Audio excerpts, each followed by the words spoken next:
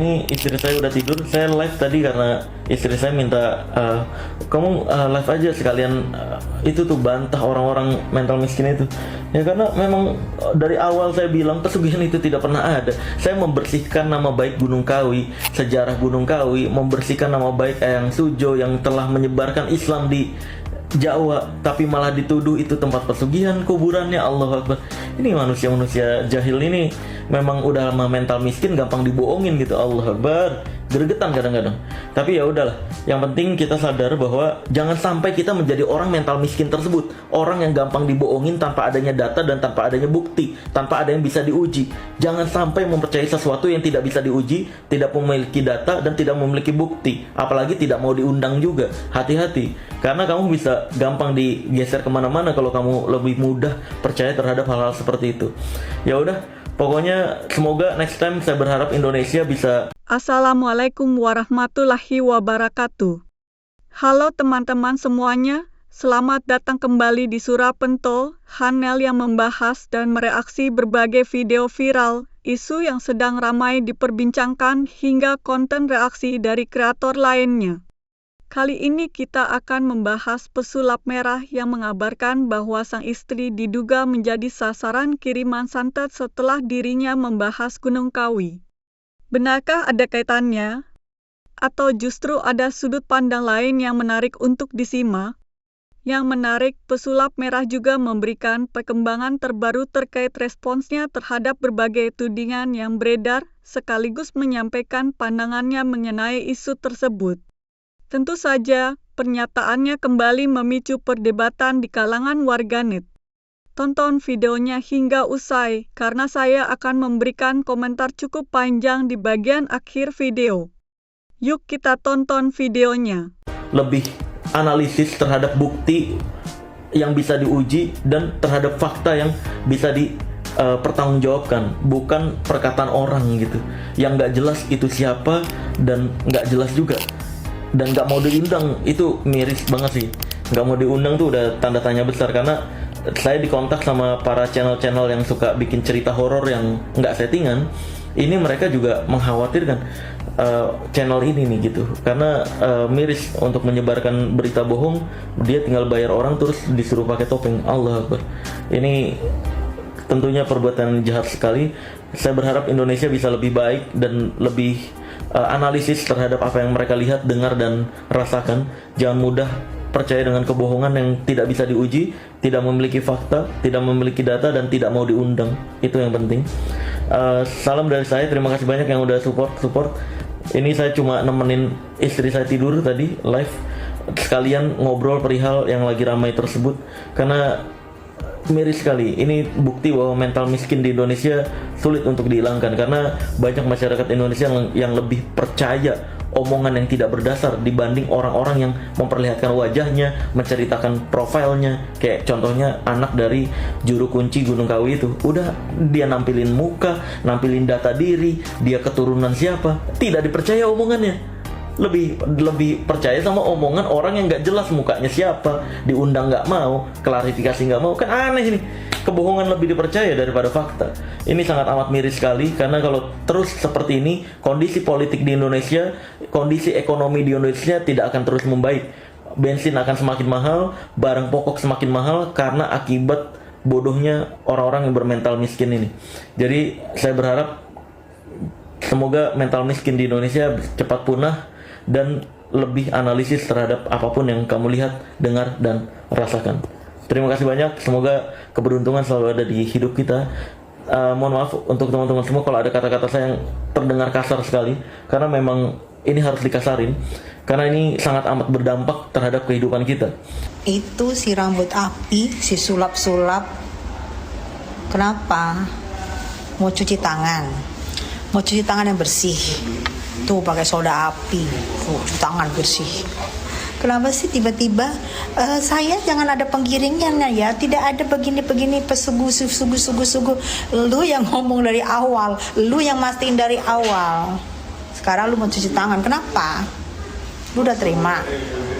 Atau lu takura? Dan jangan lu udah terima CEO ya, udah terima dari CEO ya, banyak. Kenapa? Banyak. Sekarang lu nyala-nyalain netizen. Nah, itu semua dari elu. Tahu lu, sulap-sulap rambut api. Nggak respect banget deh gue. Ya pantes aja ya Benong lu meninggoy muda gara-gara tingkah lu ya.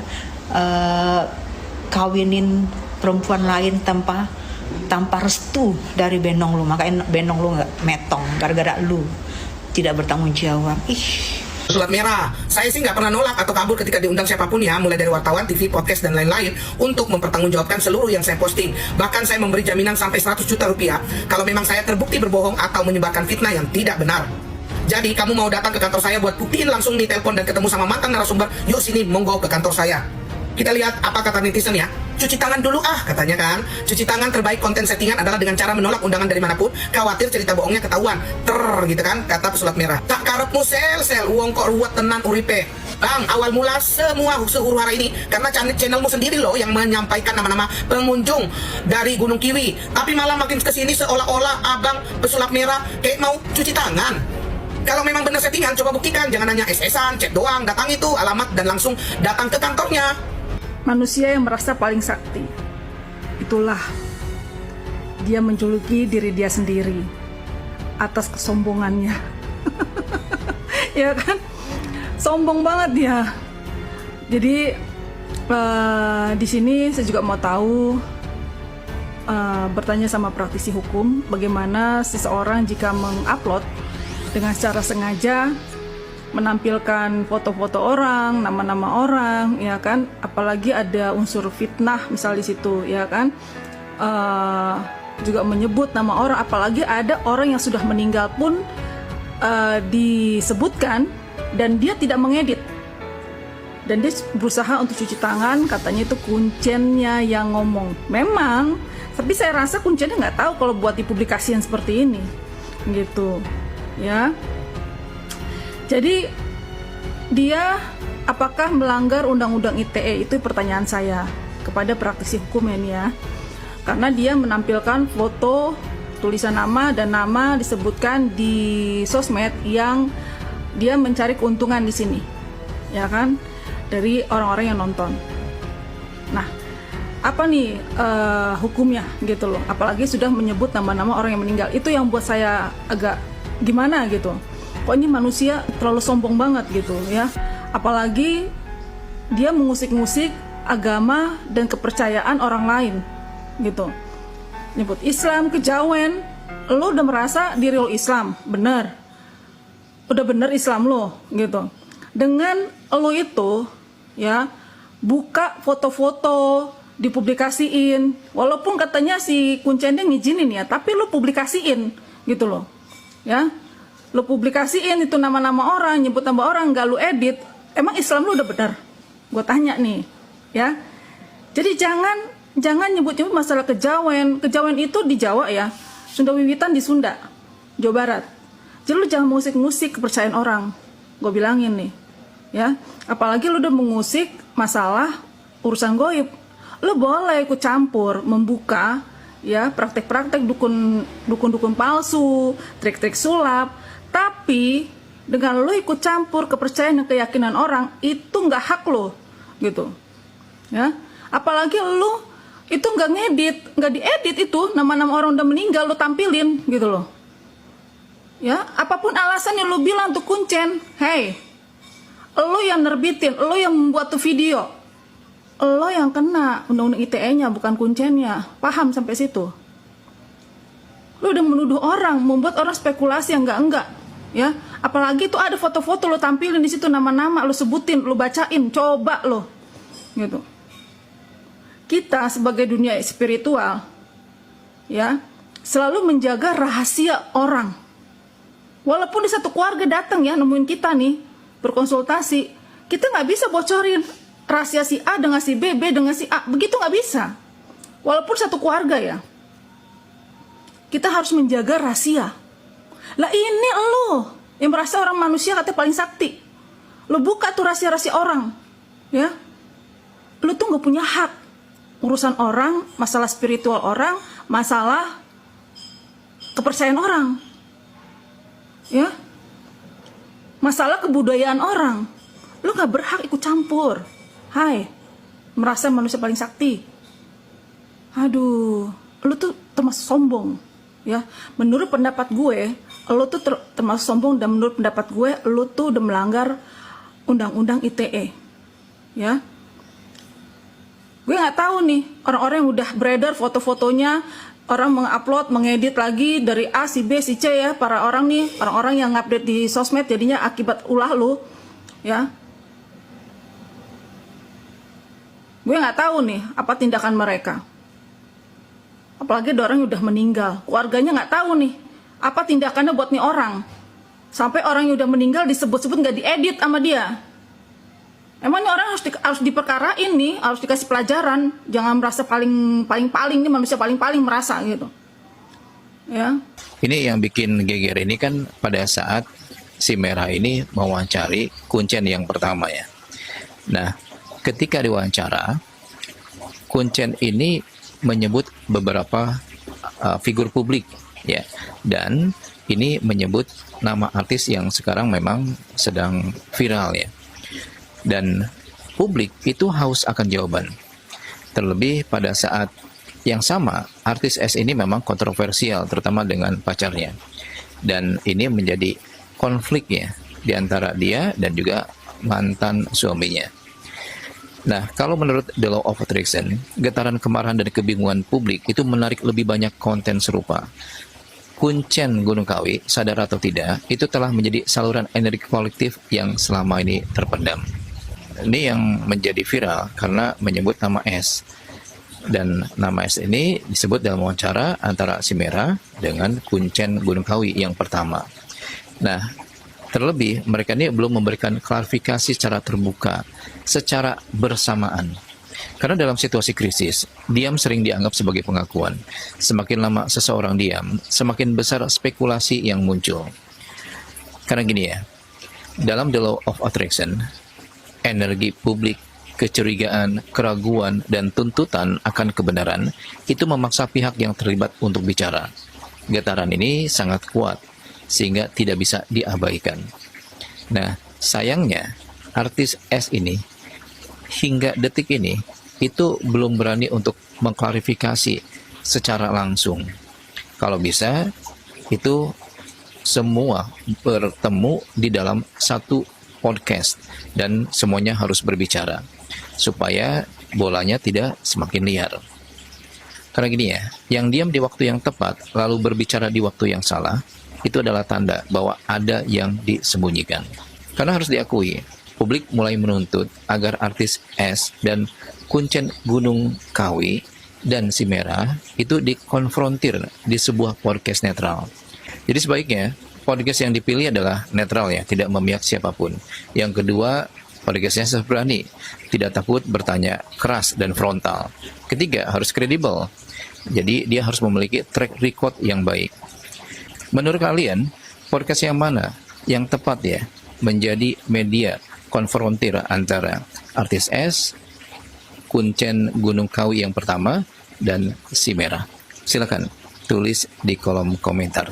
Barusan saya mendengar lagi VT dari CPM nih ya, dengan mengatakan netizen minta pendapat dengannya mengenai apa yang dibicarakan oleh Mbak Fitri ya, yang mengaku-ngaku katanya sebagai asistennya dari artis ya.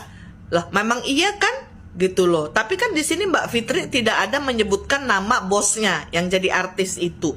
Emang Mbak Fitri salah menurut kamu ya kan? Dia tidak menyebutkan loh siapa namanya gitu loh. Ya, nah kalau memang netizen itu akhirnya jadi mengkait-kaitkan dengan ceritanya Mbak Fitri, kan karena kamu yang memulai. Kamu yang pergi ke Gunung Kewong, kamu berwawancara dengan Kuncen yang ada di sana, sampai tercetus dari mulutnya Kuncen bahwa si S itu pergi ke Gunung Kewong. Jadi salah Mbak Fitri cerita seperti itu. Kan gak ada kaitannya urusannya dengan urusan yang kamu tanya sama Kuncen di Gunung Kewong ya. Dan kamu bilang Mbak Fitri ini menceritakan cerita-cerita dungu ya. Gak usah sombong gitulah pakai bilang cerita dungu ya kan. Dan juga kamu ngomong sama beberapa wartawan ya kan mengenai akun jejak backpacker. Dan kamu juga minta nomor telepon narasumbernya. jejak backpacker ya, terus nggak dikasih. Ya itu terserah dia dong, kalau dia nggak mau ngasih nomor telepon narasumbernya, kok jadi kamu nggak suka gitu loh, ya kan? Kenapa netizen jadi mengaitkan ya apa yang dibicarakan Mbak Fitri? Kan awalnya karena kamu ya, kamu pergi ke Gunung Kewong, kamu bicara dengan kuncennya sampai tercetuslah bahasa nama si Cici SW ini ya. Jadi wajar lah ya kalau netizen jadi menghubung-hubungkan dengan ceritanya Mbak Fitri ya kan. Jadi jangan deh ya kamu nyenggol-nyenggol akun orang lain ya, urus aja akunmu sendiri ya. Jawab aja pertanyaan yang kamu terjadi di Gunung Kewong saat kamu ada di podcastnya Kodensu ya. Jangan deh seperti itu ya, sampai kamu juga bilang bahwa Koruben aja nggak kenal dengan Mbak Fitri. Tentu nggak kenal, karena Mbak Fitri itu memakai nama samaran ya, bukan nama aslinya gitu loh ya. Nah jadi janganlah membuat netizen juga jadi kesel sama kamu ya. Kan karena kamu yang memulai loh ya. Kenapa sekarang kamu berbeda ya? Saat kamu di Gunung Kewong, saat kamu juga di podcastnya Kodensu. Ingat loh, ada jejak digital ya. Jelas banget ya, ada jejak digital yang tidak bisa hilang ya. Jadi jangan kamu seperti itu ya, bawa-bawa akunnya jejak backpacker ya. Kamu mau ngetop aja dengan caramu sendiri ya. Jadi juga ini nih sarannya nih ya, jangan takutlah untuk membicarakan kebenaran ya. Apa yang sudah kamu lakukan di Gunung Kewong, bertanya dengan kuncen, harus itu sama dengan kamu jawab juga saat kamu lagi di Kodensu ya. Jadilah orang yang berani untuk membicarakan kebenaran, oke? Tahu nggak kamu, pagi tadi itu juga udah ada yang nanya. Oh, ngomong gini. Kalau nggak salah, aku lihat akunnya namanya Ver, V-E-R. Oh, Mamski kenal ya sama si Fitri itu? Gue kenal. Sejak kapan gue kenal? Mamski kan punya nomornya. Fitri itu alhamdulillah nggak bodoh. Dan Mamski alhamdulillah nggak bodoh. Jadi orang-orang mau hubungin aku langsung nggak bisa ke nomor aku, say. Aku punya manajemen. Pakai salah satu nomor dari anak buah aku di manajemen. Ya, aku ada beberapa nomor handphone. Tidak bisa menuju ke aku langsung. Begitu juga si Fitri nama samaran. Waktu menghubungi Mamski nggak mau tahu nama asli dia dan dia juga nggak kasih tahu. Aku bilang sama dia, kamu nggak perlu kasih tahu saya nama aslimu. Cukup kita tahu, aku taunya kamu Fitri saja. Dan bener itu, si rambut kobong kui sok ngancem-ngancem dan memfitnah-fitnah dengan bilangnya itulah nggak bener apa segala macam. Itu semuanya upaya untuk mengorek supaya cepat bisa keluar, karena itu yang diincer ini. Si rambut kobong ini kalau bisa ngeluarin si narasumber yang diincer, yang memang memegang rahasia super gelap ya, yang paling ditakuti, mateng kowe. Mateng kowe. Terus wongnya wis ngomong karo aku maneh.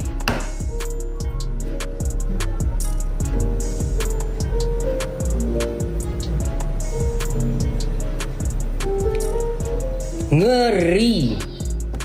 Memang sesatnya luar biasa. Siapa mam yang sesat? Cari aja sendiri.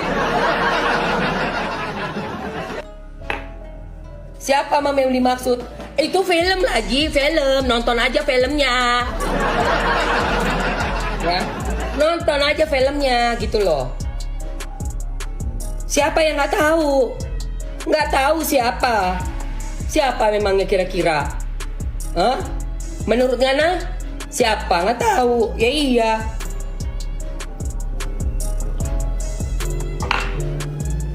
Mana tahu kita?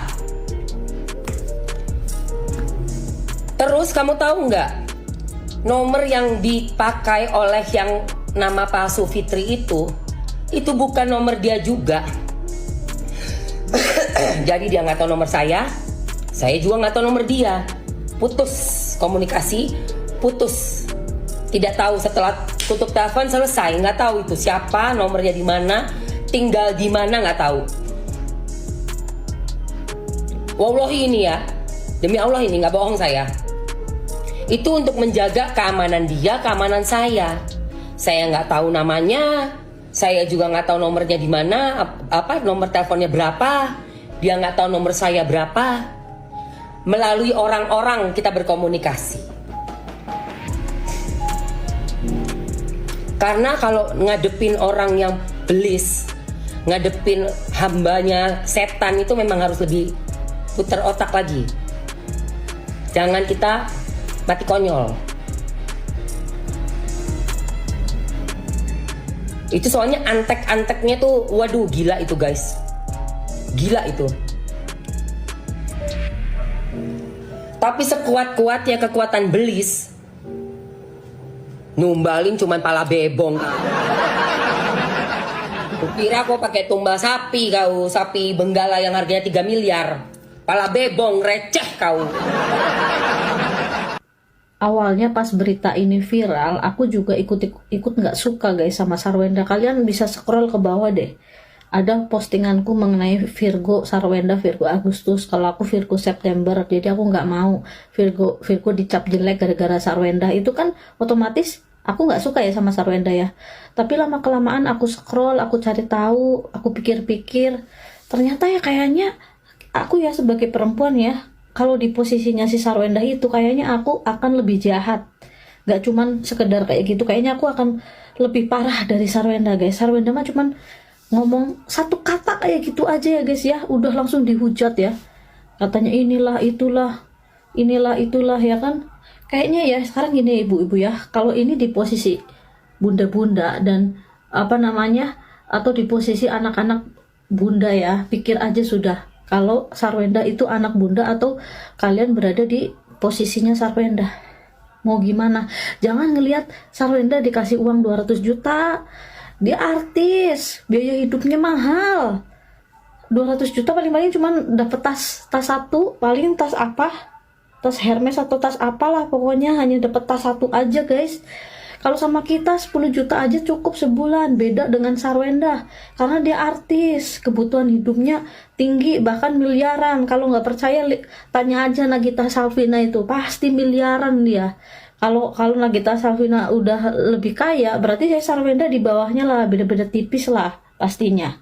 Pasti habis miliaran juga, di atas 800 juta pastinya itu guys, beneran. Jadi kayaknya lihat dulu ya Sarwenda ya, bukan kayaknya sih, dulu Sarwenda tuh seperti kita ya, di dalam rumah jadi ibu rumah tangga, baik-baik, pakai daster, ngurus anaknya, live jualan aja pakai daster, terus habis itu sambil ngomong anaknya sambil live pakai daster, nggak ngapa-ngapain, bertahan selama bertahun-tahun seperti itu guys. Kalau memang karakternya Sarwenda itu orang nggak baik, nggak mungkin dia akan bertahan menjadi ibu rumah tangga yang baik, ngurus anak-anaknya hanya pakai daster di rumah, sedangkan dia tuh cantik ya. Itu sampai bertahun-tahun loh, sampai anaknya gede kan, baru kemarin itu. Terus habis itu cerai, nggak jelas alasannya apa, kita pun nggak tahu masalah di dalam rumah tangga mereka ya guys ya. Intinya udah tiba-tiba pisah gitu aja. Kalau memang dia bukan orang baik, nggak mungkin guys sandiwara tuh bisa sampai tahunan lama, sampai brojol berapa anak ya kan. Ya kalau aku suruh pura-pura ya paling-paling bulan 2 bulan juga udah ketahuan sifat asliku guys, karena aku tuh Virgo guys.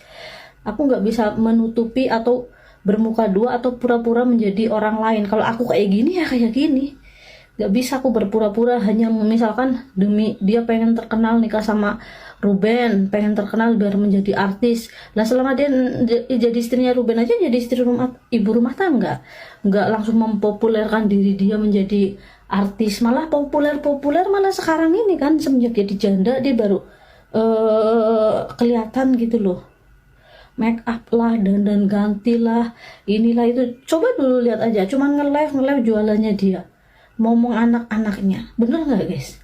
Kalau dia nggak ada masalah, nggak bakalan dia kayak gitu. Pikir aja guys ya, jangan hujat-hujat Sarwenda guys, kasihan tahu, kita tuh sama-sama perempuan. Kalau posisi anak kalian jadi seperti Sarwenda, pasti kalian nggak akan mungkin ngebela suaminya. pasti nggak akan ngebela. Beneran. Kemarin Bang Denny Sumargo mengundang pesulap merah dan juga anaknya juru kunci dari Gunung Kawi. Tapi tidak ada hubungannya dengan juru kunci yang menyebutkan nama Sarwenda. Seharusnya Bang Denny Sumargo mengundang juru kunci yang menyebutkan nama Sarwenda. Biar semua isu tentang Gunung Kawi ini segera clear. Karena kan ya, di Gunung Kawi itu bukan hanya tempat cari pesugihan, tapi juga ada tempat ibadah, ziarah, dan juga rekreasi. Jadi, siapa yang setuju agar Bang Denny Sumargo mengundang juru kunci yang menyebutkan nama Sarwenda? Yang setuju komen ya. Teman-teman, setelah saya menyimak keseluruhan video ini, saya ingin menyampaikan komentar saya secara pribadi. Ini murni pendapat saya sebagai seorang kreator yang sedang mereaksi sebuah konten. Jadi kalian boleh saja setuju ataupun tidak setuju karena setiap orang tentu memiliki sudut pandang yang berbeda. Menurut saya, hal yang paling menarik dari video ini bukan sekadar soal kabar bahwa istri pesulap merah diduga menjadi sasaran santet. Justru yang paling menarik adalah bagaimana isu seperti ini selalu mampu memancing emosi publik. Ketika ada sebuah peristiwa yang berkaitan dengan hal-hal gaib, banyak orang langsung mengambil kesimpulan tanpa menunggu informasi yang lebih lengkap. Ada yang langsung percaya, ada yang langsung menolak, dan ada juga yang sibuk saling menyerang di kolom komentar. Menurut saya, situasi seperti inilah yang justru perlu kita sikapi dengan kepala dingin. Saya melihat pesulap merah di video ini tetap konsisten dengan pendapat yang selama ini sering ia sampaikan. Ia berulang kali mengatakan bahwa dirinya lebih memilih mempercayai sesuatu yang memiliki data, bukti, dan dapat diuji. Terlepas apakah kita setuju atau tidak dengan cara penyampaiannya, saya rasa setiap orang memang berhak memiliki keyakinan dan sudut pandangnya masing-masing. Selama disampaikan tanpa melanggar hukum dan tanpa menghasut kebencian, menurut saya itu adalah bagian dari kebebasan berpendapat. Namun di sisi lain, saya juga memahami bahwa tidak semua orang memiliki cara pandang yang sama. Indonesia memiliki budaya yang sangat beragam. Ada masyarakat yang percaya terhadap hal-hal mistis berdasarkan pengalaman pribadi, ada juga yang memilih melihat semuanya dari sisi ilmiah. Menurut saya, perbedaan itu tidak perlu menjadi alasan untuk saling menghina atau merendahkan pihak lain. Justru perbedaan tersebut harus membuat kita lebih dewasa dalam berdiskusi. Kalau memang benar ada seseorang yang merasa dirinya mendapatkan kiriman santet atau gangguan gaib, saya pribadi tidak berada pada posisi untuk membenarkan ataupun menyalahkan. Saya tidak memiliki bukti yang cukup untuk mengatakan bahwa itu benar terjadi ataupun tidak terjadi. Karena itulah saya lebih memilih berhati-hati dalam menyimpulkan. Saya rasa sikap seperti ini jauh lebih aman dibanding langsung menghakimi salah satu pihak. Hal lain yang saya soroti adalah bagaimana media sosial seringkali membuat sebuah isu berkembang sangat cepat. Satu potongan video bisa dipotong lagi menjadi beberapa bagian, kemudian diberi judul yang bombastis, lalu dibagikan ke berbagai platform. Akibatnya, banyak orang memberikan komentar hanya berdasarkan judul tanpa benar-benar menonton isi videonya secara utuh. Menurut saya, kebiasaan seperti ini justru membuat informasi semakin bias.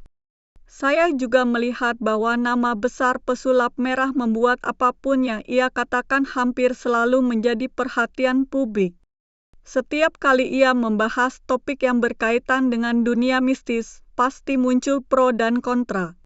Hal ini sebenarnya sudah bisa diprediksi. Oleh karena itu, menurut saya, baik kreator maupun penonton sama-sama memiliki tanggung jawab. Kreator bertanggung jawab atas apa yang disampaikan, sedangkan penonton bertanggung jawab untuk menyaring informasi sebelum mempercayainya. Yang saya sayangkan adalah ketika perdebatan berubah menjadi serangan pribadi. Di media sosial, kita sering melihat orang saling mengejek hanya karena berbeda pendapat. Padahal belum tentu salah satu pihak memiliki informasi yang benar-benar lengkap. Menurut saya, diskusi yang sehat adalah ketika kita fokus pada isi argumen, bukan menyerang pribadi orang yang menyampaikan argumen tersebut. Kalau ditanya apakah saya percaya santet atau tidak, saya memilih untuk tidak membawa pembahasan ke arah keyakinan pribadi.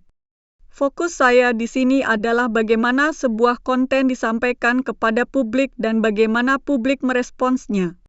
Yang lebih penting menurut saya adalah jangan sampai isu seperti ini membuat masyarakat mudah termakan hoaks atau informasi yang belum jelas sumbernya. Saya juga mengajak teman-teman untuk tidak langsung menyebarkan informasi yang belum terverifikasi.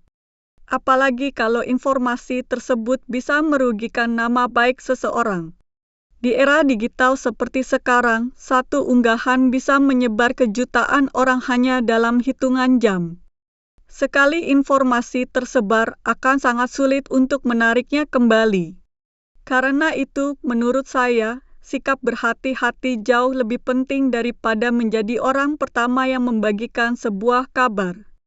Di sisi lain, saya juga berharap para kreator terus menghadirkan diskusi yang sehat. Perbedaan pendapat itu wajar, tetapi jangan sampai berubah menjadi permusuhan. Kalau memang ada perbedaan pandangan, akan jauh lebih menarik jika dibahas melalui dialog terbuka daripada saling menyerang melalui potongan video atau unggahan di media sosial. Terakhir, saya ingin mengingatkan bahwa video reaksi seperti ini sebaiknya dijadikan bahan diskusi, bukan sebagai dasar untuk menghakimi siapa yang paling benar atau paling salah. Kita sebagai penonton juga harus tetap menggunakan logika, mencari informasi dari berbagai sumber dan tidak terburu-buru mengambil kesimpulan hanya karena sebuah narasi terdengar meyakinkan. Itulah komentar saya mengenai video kali ini. Sekali lagi, ini adalah pendapat pribadi saya berdasarkan apa yang saya lihat dan saya pahami dari isi video tersebut. Kalau kalian memiliki sudut pandang yang berbeda, silakan tuliskan di kolom komentar dengan bahasa yang santun. Saya justru senang membaca berbagai pendapat selama disampaikan dengan saling menghormati. Semoga diskusi kita bisa menambah wawasan, bukan menambah permusuhan. Terima kasih sudah menonton sampai akhir. Jangan lupa tinggalkan like, komentar, subscribe untuk terus mendukung channel Surah Pentol, dan sampai jumpa di video berikutnya. Wassalamualaikum warahmatullahi wabarakatuh.